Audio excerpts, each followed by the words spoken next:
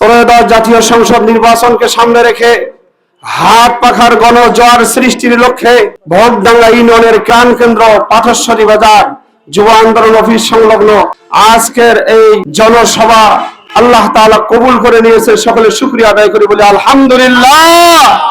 সম্মানিত উপস্থিতি, আমাদের প্রতারণায় বিভিন্ন ভাবে ফেলানোর চেষ্টা করতেছে।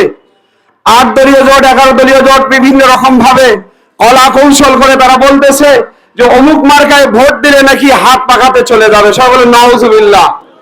এটা কি বাংলাদেশের মানুষ এখনো বোকা আছে? ভোটডাঙ্গার মানুষ এখনো বোকা আছে?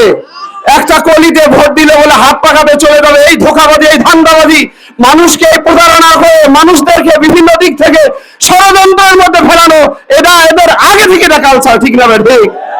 আমরা সবাই সোচ্চার হব, হাত পা চোখ কান খোলা রাখবো। হাত পাখার গণজোয়ার সৃষ্টি হয়েছে, ইনশাআল্লাহ ভোটডাঙ্গা থেকে হাত পাখার গণজোয়ারের স্লোগান উঠবে, ঠিক না? ঠিক।